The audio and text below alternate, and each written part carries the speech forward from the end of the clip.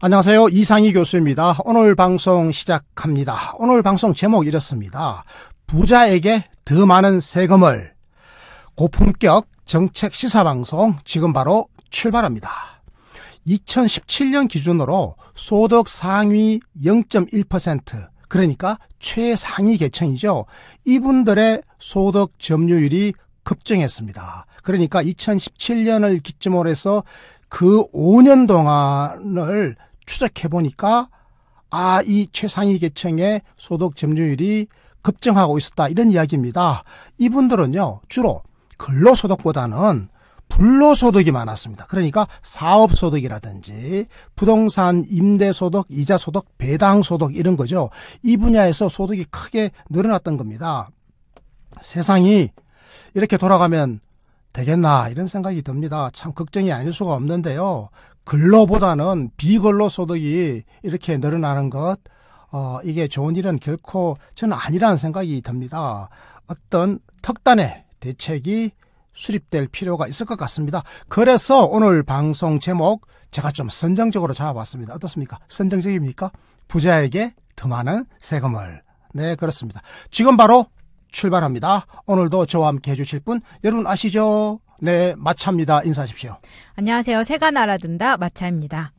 최상위 계층이 주로 불로소득을 통해 소득을 크게 늘렸다고 말씀해 주셨는데요. 먼저 소득 상위 0.1% 최상위 계층의 소득 점유율이 얼마나 되는지 이것부터 좀 살펴보고 가겠습니다. 네, 좋습니다. 지난 10월 17일 국회 국정감사가 있었습니다. 기획재정위원회 국정감사에서 더불어민주당 김정우 의원이 국세청으로부터 받은 자료를 발표했는데요. 2017년 귀속연도, 그러니까 2017년에 통합소득 1000분위 자료입니다. 통합소득을 1000분위로 자른 거죠. 그러니까 0.1% 단위로 잘라버린 겁니다. 2017년 상위 0.1%, 그러니까 맨 꼭대기에 있는 1000분위 중에서 맨 꼭대기에 있는 거죠. 0.1%. 여기에 속하는 사람이 몇 명인가 하면요, 2만 한 5천 명 됩니다. 이 2만 5천 명이요, 통합소득 얼마 올렸느냐? 통합소득으로 33조 원을 벌었습니다.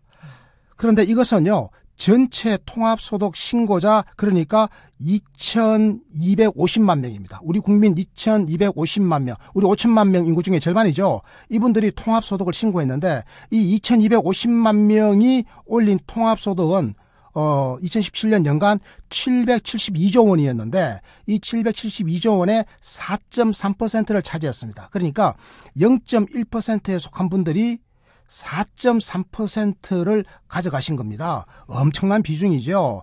자, 상위 0.1%의 통합소득, 제가 33조 원이라고 그랬는데요. 이 33조 원은 소득 하위 27% 있죠. 27% 구간에 속하는 사람들 대충 한 630만 명이 돼요. 이 630만 명의 통합소득을 다 합친 거하고 같은 거예요. 그러니까요, 상위 0.1% 가까이 제가 몇 명이라고 했습니까? 2만 5천 명이거든요. 2만 5천 명이 번 게 하위 27% 인구, 그러니까 630만 명이 번 거하고 똑같은 겁니다. 정말로 엄청난 거죠. 자, 그럼 여기서 여러분 통합소득이 뭔지 궁금하시죠? 통합소득을 제가 잠시 설명해 드리겠습니다. 통합소득이라고 하는 것은 말이죠, 우리가 근로소득이라고 하는 것은 알고 있죠. 일해서 버는 소득이 근로소득 아닙니까? 이 근로소득과 근로소득이 아닌 소득을 다 합친 겁니다. 근로소득이 아닌 소득을 우리가 종합소득이라고 부르거든요. 종합소득에는 주로 뭐가 포함되느냐? 사업소득, 이자소득, 배당소득, 기타 소득입니다. 이런 것들을 다 합친 것인데요. 그러니까 근로자와 자영업자 등등 우리 국민 각 개인의 전체 소득, 마차의 전체 소득, 저의 연간 전체 소득을 다 합친 것을 통합소득이라고 그러는 거죠. 제가 학교에서 월급 받는 이 근로소득에다가 제가 이게 이렇게 저렇게 뭐 강의도 하고 원고도 쓰고 하면 이게 버는 게 있지 않겠습니까? 이런 걸 다 합친 거, 혹시 만약에 제가 재산이 있으면 재산에서 이 소득이 발생하고 은행에 적금 넣어놨으면 이자 소득이 발생할 거 아니겠습니까? 이런 걸 다 합친 것을 우리가 뭐라고 그런다? 통합소득, 이렇게 이야기를 합니다. 자, 통합소득 개념은 좀 확실하게 말씀드렸습니다. 네. 지금 교수님이 지난 5년 사이에 소득 상위 0.1% 최상위 계층의 소득 점유율이 급증했다고 말씀해 주셨는데요. 충격적인데 이 실태가 어떤지 설명해 주세요. 네, 5년 사이에 통합소득이 얼마나 급증했는지를 제가 보여드리겠습니다. 소득 상위 0.1% 최상위 계층의 통합소득 점유율입니다. 그러니까 이게 1000개의 조각으로 나눴을 때 1000개 조각 중에 맨 꼭대기에 있는 조각이죠. 네. 바로 0.1% 최상위 계층의 통합소득인데요. 이게요, 2013년에는 전체 통합소득의 3.8%를 차지했습니다. 0.1%인 분들이 3.8%, 전체 통합소득의 3.8%를 차지했는데 이게 2014년에는요 3.9%로 살짝 늘어요. 2015년에는 4%로 또 살짝 늘어요. 그러니까 0.1%포인트씩 늘었죠. 그러다가 2017년에는 4.3%가 됩니다. 그러니까 지속적으로 최상위 0.1% 계층의 통합소득의 점유율이 해가 갈수록 지속적으로 늘어나고 있다. 정말 큰일입니다. 저는 큰일이라고 생각합니다. 마차님. 엄청난 큰일이랍니다. 네, 엄청난 큰일입니다. 네. 소득 상위 0.1%인 최상위 계층의 통합소득 점유율을 지금까지 살펴봤는데요. 그렇다면 소득 상위를 1%로 범위를 넓혀보면 소득 집중 현상이 어떻게 나타날까요? 자, 저희들 지금까지는 1000분위로 쪼개설 때 0.1%, 최상위 0.1%의 통합소득이 전체 통합소득에서 몇 퍼센트를 차지하느냐, 이 점유율을 살펴봤잖아요. 자, 그러면 이제는 0.1%가 아니라 이제는 100분위로 쪼개설 때 상위 1%, 이 1%가 전체 소득에 얼마나 가져가느냐, 지금 이걸 질문하신 겁니다. 마찬가지입니다. 2013년에요, 소득 상위 1%의 그 통합소득이 전체 통합소득의 10.7%를 차지했거든요. 그러니까 1%가 10.7%를 가져갔습니다. 그런데 2017년에는 이 비중이 11.4%로 늘어났습니다. 그러니까 0.1%든 상위 1%든 간에 이분들의 소득 점유율이 해가 갈수록 쫙쫙쫙쫙 늘어나고 있다. 제가 이렇게 설명해 드렸는데요. 이렇게 설명하니까 마찬가지로 감이 좀 떨어지죠? 자, 그렇다면 이렇게 제가 설명해 볼게요. 감을 확 키우기 위해서 눈에 아마 확 들어오실 겁니다. 자, 이렇습니다. 2017년 소득 상위 1%의 통합소득이 얼마인가 하면요. 87조 8천억 원입니다. 87조 8천억 원. 최상위 1%가 87조 8천억 원을 벌었어요.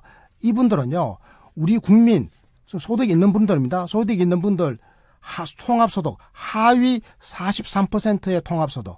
제가 아까 우리 국민들 중에서 한 2,500만 명이 통합소득을 신고했다고 그러지 않습니까? 네. 2,500만 명 중에서 하위 43% 통합소득을 다 합친 게 상위 1%의 통합소득하고 같습니다. 이제 감이 확 옵니까? 이해가 쏙 되는데요. 그와 동시에 정말 충격적입니다. 충격적이죠. 네, 그렇다면 이런 극단적인 소득 불평등을 개선할 특단의 대책이 필요할 것 같은데 그런 게 있을까요? 자, 특단의 대책을 세워야죠. 제가 이거요, 깨어있는 시민 한 사람으로서 우리 마차님과 함께 촛불의 우리 시민이 아니겠습니까? 촛불의 국민들은 뭘 요구한다? 이제는 보다 공정하고 평등한 세상을 요구한다. 이런 거 아니겠습니까? 그렇다면 특단의 대책을 세워서 이 거대한 불평등, 전 세계에서 넘버원 불평등, 미국과 대한민국이 소득 불평등이 최고입니다.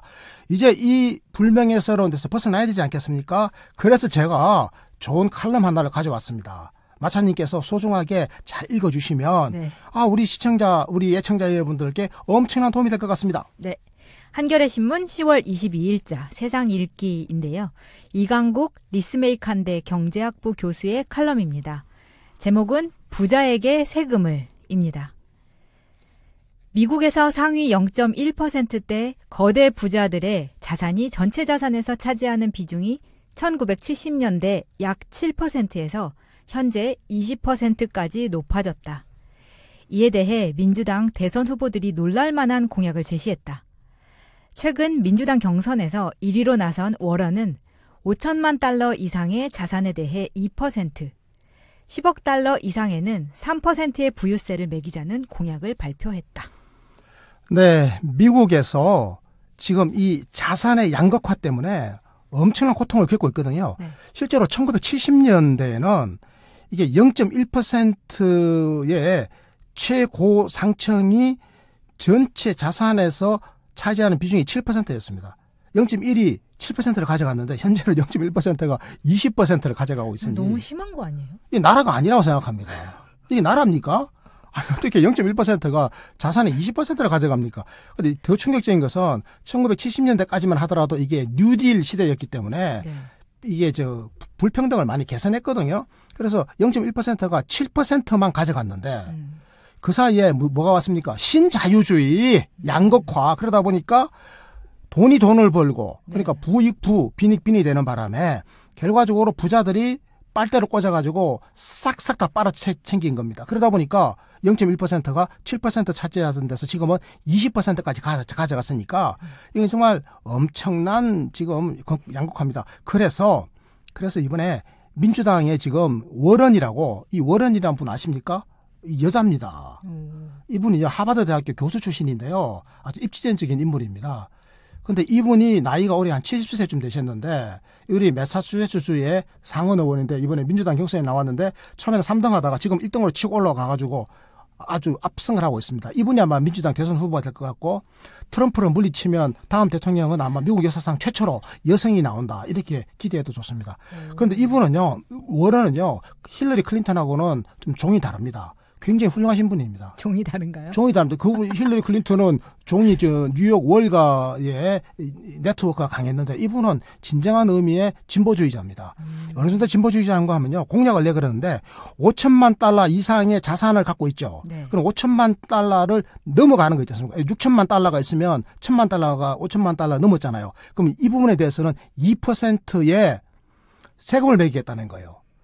생각해 보십시오. 2%면 적은 게 아니에요. 100의 1을 해마다 빼겠다는 거잖아요, 세금으로. 5천만 달러가 우리나라 돈으로 한 600억 정도 되거든요. 그렇습니다. 5천만 달러면 600억 원입니다. 아, 마차 훌륭합니다. 600억 원을 넘어간다. 그럼 만약 700억 원을 갖고 있다. 그럼 100억 원에 대해서 2%면 얼마입니까? 2억 원에 있잖아요. 네. 그럼 200억 원이면 4억 원입니다. 무슨 말 알겠죠? 그럼 만약에 재산이 1,000억 원 있다. 1,000억 원 있으면 600억 원에서 넘어가는 게 400억 원이죠. 400억 원에 2%면 얼마입니까? 248. 8억 원을 매년 세금 내야 되는 거예요. 엄청난 거죠. 네. 자, 이걸 하겠다라고 발표했습니다. 그런데요, 이게 끝이는 게 아니에요. 10억 달러 이상의 재산에 있으면요, 여기에다가는 이제 세율이 높아져요. 2가 아니라 3%.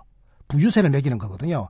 자, 그럼 10억 달러면은 우리 돈으로 1조 2천억 원입니다. 1조 2천억 원 이상의 재산을 갖고 있는 사람은 그 1조 2천억 원 넘어가는 부분에 대해서는 3%의 부유세를 매기는 거거든요. 이 공약을 딱 발표를 했습니다. 멋지죠? 네, 멋진데 3%도 좀 싸게 쳐준 것 같네요. 좀 사기 쳐준 것 같죠? 그래서 좀 더 센 사람이 하나 나타났습니다. 네. 그분이 바로 샌더스입니다. 네. 샌더스는 부유세를 심지어는 8%까지 매기자. 오. 이분은 그 대신에 100억 달러를 넘어가면 8%. 100억 달러면 우리 돈으로 12조 원입니다. 12조 원 넘게 있는 사람, 예를 들어가지고 13조 원을 갖고 있는 사람이 있다. 그러면 12조 원을 초과하는 1조 원에 대해서는 8%를 매기니까 1조 원에 8%면 도대체 얼마입니까? 1조 원에 8%면 계산이 안 나옵니다. 좌우지간 800억입니까? 800억이죠. 매년 800억 세금 떼는 겁니다. 그러면 거기에 대해서. 자, 엄청난 거죠. 자, 그런데 우리는 그동안에는 늘 소득에다가 세금 매기는 건 당연하게 생각했지만 재산에다가 세금 매기는 데 대해서는 굉장히 부정적인 인식을 많이 가져왔고요. 실제로 영미식의 신자유주의 경제학자들이 이런 주장을 폈습니다. 소득은 버는 거니까 버는 데 대해서 세금 떼는 거는 뭐 누가 말 안 하겠지만 재산을 왜 세금 떼냐? 재산이라고 하는 것은 자산인데 자산은 나중에 투자를 할 수도 있고 이게 좋은 건데 여기다 자꾸 세금 떼면 누가 열심히 돈 벌어 모으려고 하겠냐. 이렇게 해가지고 재산에 세금 매기는 데 대해서는 부정적이었는데 최근에 저명한 경제학자들이 엄밀한 연구를 해보니까 아니 소득뿐만 아니라 재산에도 세금을 매기는 게 옳다라고 하는 연구 결과가 나왔다는 겁니다. 자, 마차 이거 한번 소개시켜 주십시오. 네, 제가 칼럼을 계속 읽어보겠습니다. 워런 후보에게 경제정책을 자문하는 버클리 대학의 사회주 교수와 주크만 교수가 대표적이다.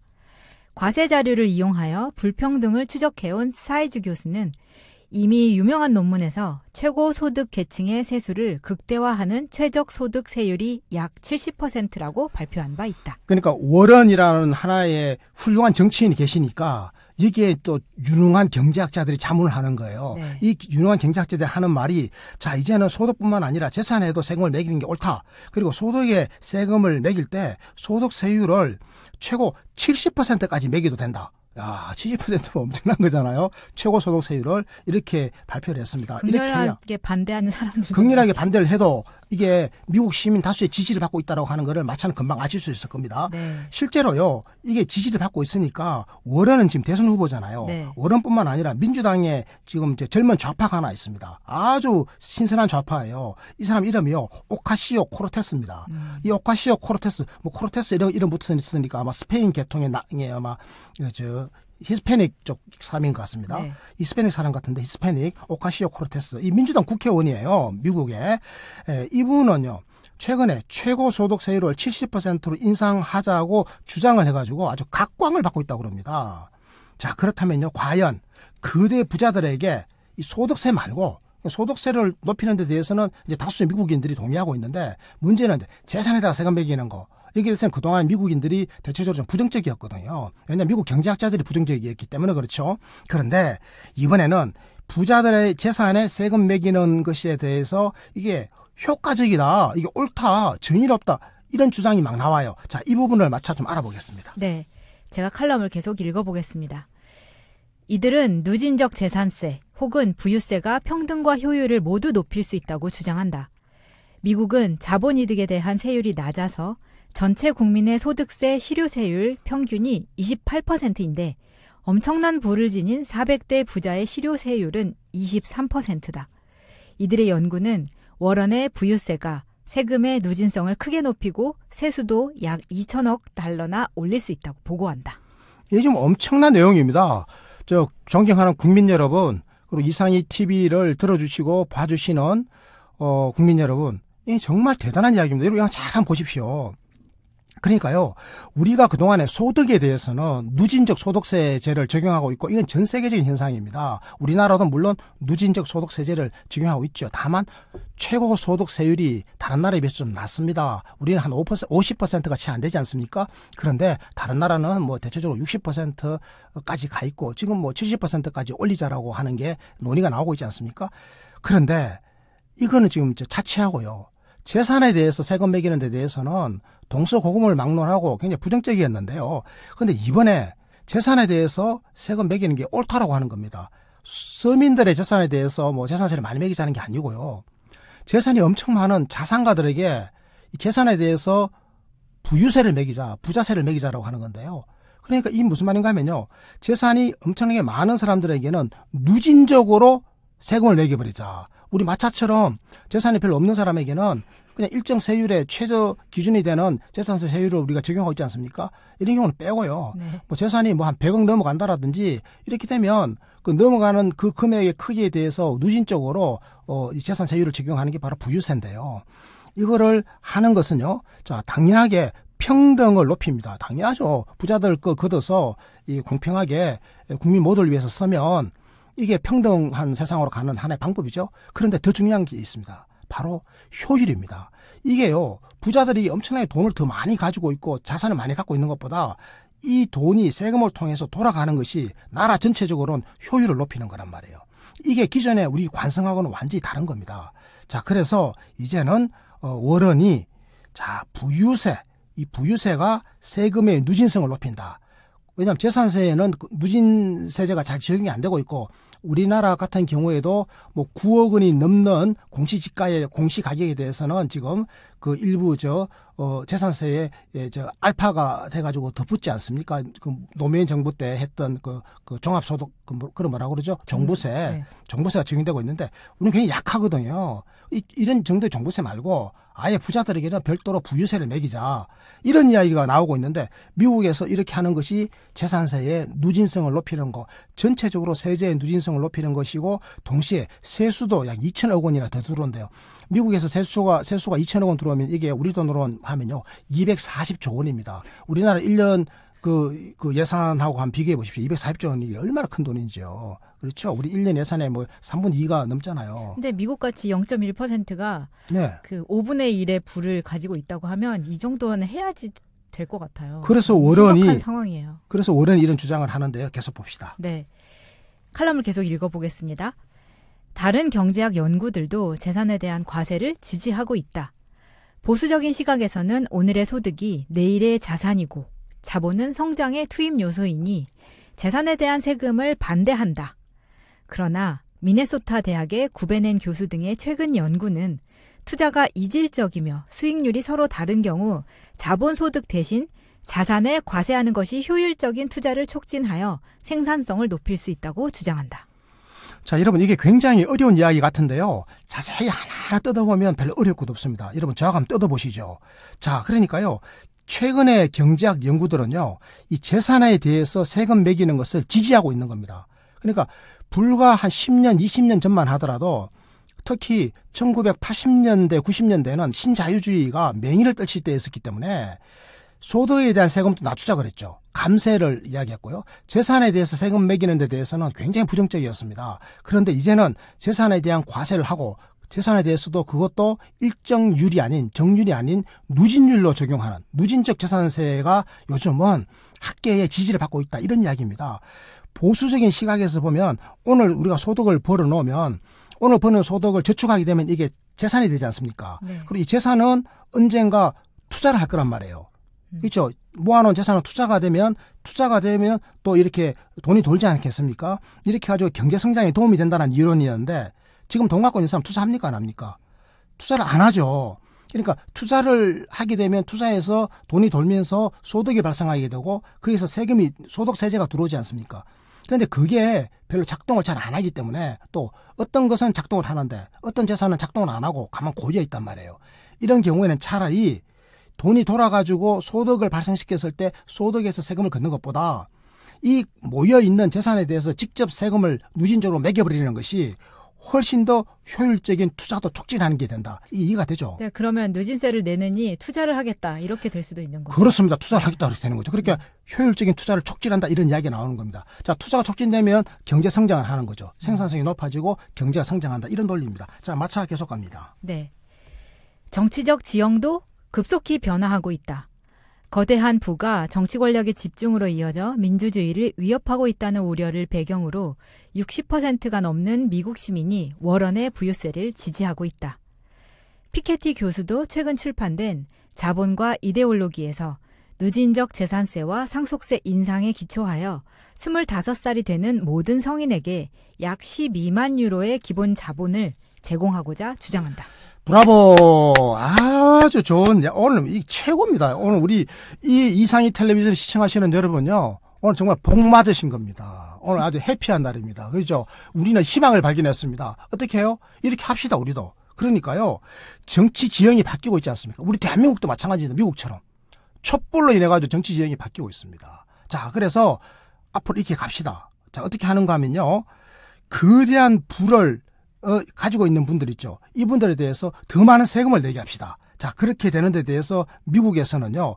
60%가 넘는 미국인들이 월원의 부유세를 지지하고 있다고 하는 겁니다. 여러분, 미국이 어떤 나라입니까? 미국은 정말 양극화의 나라고 부자들 위한 나라죠. 근데 부자들 위한 나라가 너무 심해지니까, 양극화가 너무 심해지니까 미국 시민의 60%가 월원의 부유세를 지지하는 겁니다.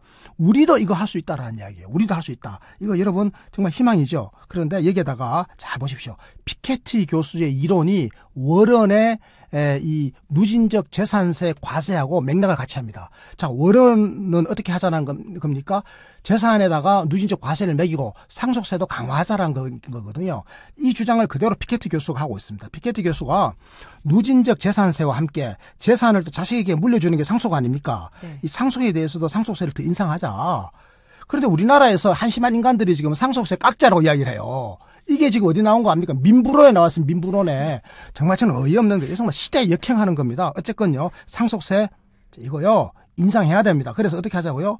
돈이 들어오겠죠. 이 돈으로 뭘 하느냐. 25살이 딱 되면 우리 국민 모두에게 1인당 얼마씩 12만 유로의 기본 자본을 주자. 기본 소득을 주면 소득은 지가 벌어서 써야지. 기본 소득 주는 거 저는 별로 좋다고 생각하지 않아요. 돈을 못 버는 사람에게는 줘야 돼요. 어르신이나 아동이나 장애인들에게는 기본소득 주더라도 멀쩡한 청년들에게 기본소득을 다달이 나눠주는 거는 그거는 별로 좋은 방법이 아닙니다. 그 전 세계적으로 그렇게 하는 나라가 없고 다만 25살에 대한 청년에게 기본 재산을 주고 이걸로 네가 한번 살아보라. 이걸로 집을 사든 전세를 살든 장사를 하든 사업을 하든 뭐 벤처를 하든 마음대로 해보라 이거야. 그러면 12만 유로면 우리 돈은 얼마냐? 1억 5천만 원입니다. 마차 25살 딱 됐어요. 정부가 1억 5천만 원을 딱 줍니다. 기분 좋아요, 안 좋아요? 완전 최고죠. 그럼 그걸로 뭐 하고 싶어요? 일단 주거의 안정을 찾아. 주거 안정을 찾고 싶으면 그걸로 이제 집을 장만한다든지 네. 아니면 이제 앞으로 주거 복지도 국가가 많이 해주니까 이 돈으로 이제 사업을 시작할 수도 있고 그렇죠. 아니 이 돈으로 공부를 하는 겁니다. 대학원 공부를 하는 거예요. 부모 돈걸 빼지 말고 이 돈으로 대학원 공부하자. 진짜 큰 힘이 될 것 같은데. 엄청난 겁니다. 이게 네. 바로 기본 진짜 자본이에요. 인생의 출발선을 평평하게 만드는 겁니다. 아빠가 부자면 아빠가 수억을 물려주지 않습니까? 수십억을 물려주잖아요. 그런데 없는 청년들은 한 푼도 못 받아요.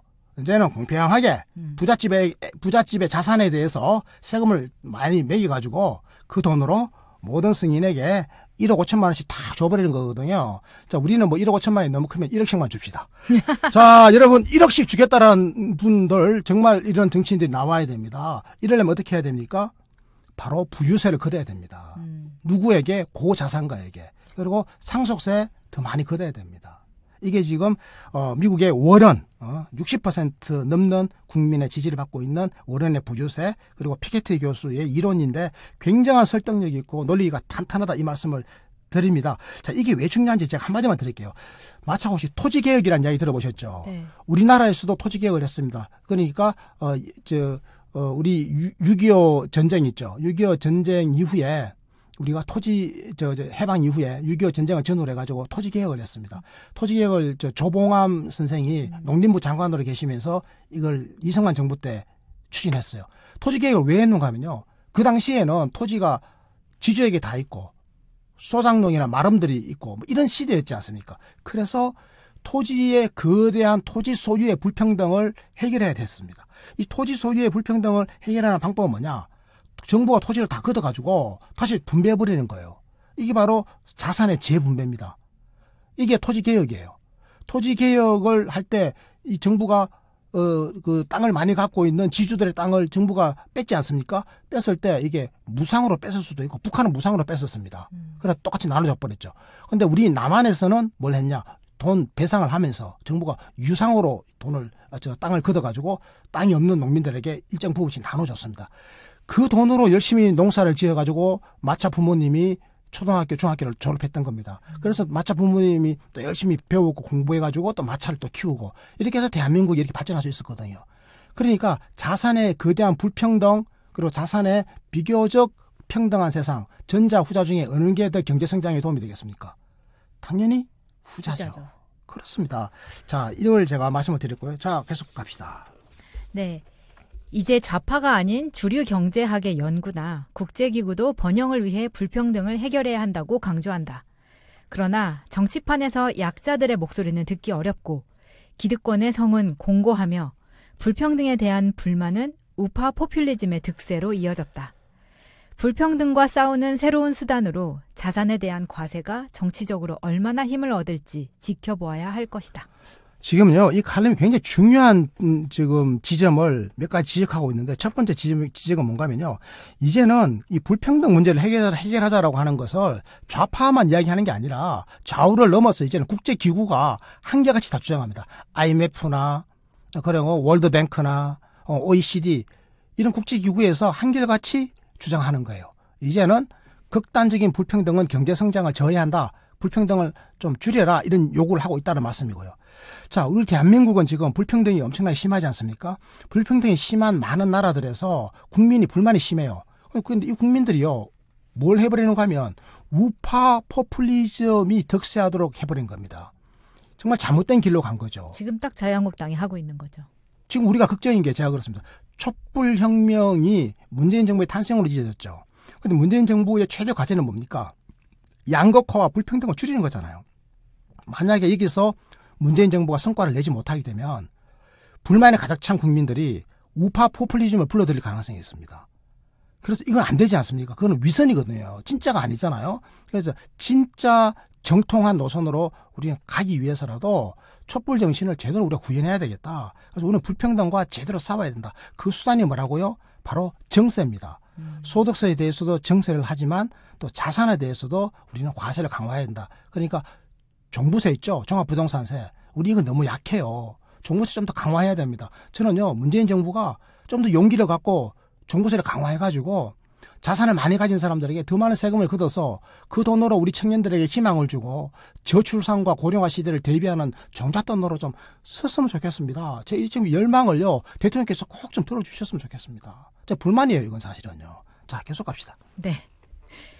세습 자본주의가 고착화되고 있는 한국에서도 부동산을 포함한 모든 자산을 대상으로 부자 증세를 논의해야 할 때다. 물론 소득세 실효세율이 너무 낮은 우리에게 먼저 필요한 것은 상위 10에서 20% 중상위 소득층의 광범위한 소득세 증세일 것이다. 그러나 최근에는 한국에서도 최상위 부자들의 자본소득 집중도가 높아지고 있다. 그렇습니다. 대한민국도 이제 세습 자본주의가 고착화되어 버렸습니다. 부모의 능력에 따라서 자녀의 지위가 결정되는, 이게 바로 세습 자본주의 아니겠습니까? 이제는 자산을 대상으로 부자 증세를 논의해야 됩니다. 더 많은 재산을 가진 분들은 더 많은 세금을 내야 되는 거죠. 물론 이것보다 먼저 선행되어서 그리고 또 함께 추진되어야 할 과제가 있죠. 당연히 소득세의 실효세율을 높이는 겁니다. 지금 우리나라에서 연봉 1억인 근로소득자가 실제로 내는 소득세는요, 1년에 1,000만 원이 채 안 됩니다. 그러니까 실효세율이 연봉 1억이면 실효세율이 한 8% 내지 9%밖에 안 된단 말이에요. 10%가 안 되는 거예요. 세상에 이런 나라는 없습니다. 연봉 1,000만 원 1억이면요. 다른 선진국들은 실효세율이 대체적으로 한 2천만 원에서 4천만 원 그 사이가 된다. 한 3천만 원 내려가야 되는데 우리는 지금 1,000만 원이 안 돼요. 이거 좀 부끄러운 겁니다. 소득세 실효세율을 더 높여야 됩니다. 이와 동시에 부자들, 재산을 많이 가진 사람들에게 누진적 부자 증세, 다시 말해서 부유세를 매기는 방안. 지금 우리나라에서는 종합소득세, 종합부동산세, 종부세를 하고 있으니까 이 종부세를 체계적으로 더 강화하는 방안. 여기에다가 최고의 고자산가 100억을 넘게 가지고 있는 분들에게는 누진적으로 부유세를 부과하는 방안. 이 바로 피케티 방안이죠. 미국 민주당의 워런 후보가 제안하고 있는 이 방안을 대한민국 정치인들도 제발 좀 용기 있게 이제는 공론화하고 국민들과 함께 호흡해 주시기를 간절한 마음으로 기대해 봅니다. 네. 존경하는 국민 여러분, 그리고 이상희 TV를 애청해 주시는 시청자 여러분, 어떻습니까? 여러분은 오늘 이 방송에 대해서 어떻게 생각하십니까? 저는요, 그냥 평등주의를 강조하고자 하는 게 아닙니다. 저는요, 대한민국의 지속 가능성을 여러분께 강변하고 싶은 겁니다. 대한민국은 지속 가능해야죠. 우리 자식 세대에게 성공적인 대한민국을 물려줘야 되고, 또 우리 그 자식은 또 그 자식 세대에게, 그러니까 우리 손주 세대에게 또 더 자긍심이 있는 대한민국을 물려줘야 되지 않겠습니까? 그러려면 지속 가능성을 높여야 됩니다. 경제는 성장해야 되고요. 그리고 우리 사회의 갈등보다는 연대가 공고해지는, 그래서 지속 가능한 성장과 분배가 일어나도록 하는 그런 메커니즘을 우리가 창출해야 됩니다. 그런 제도를 만들어야 되지 않겠습니까? 그런데 지금의 대한민국은 지금 그럴 가능성을 거의 잃어버렸습니다. 극단적으로 양극화된 격차 사회가 고착화되고 있습니다. 국민들 사이의 갈등은 극심합니다. 이대로는 안 된다라고 하는 거 이제 우리가 알고 있지 않습니까? 그러면 용기를 내야 되는 겁니다. 용기를 내야죠. 이제 세상을 좀 바꿔야 됩니다. 아까 저희들이 살펴봤지 않습니까? 국세청 자료에 따르면 2017년 기준으로 상위 0.1%의 통합소득 하위 27% 전체 합친 것하고 맞먹는다라고 하는 것 아닙니까?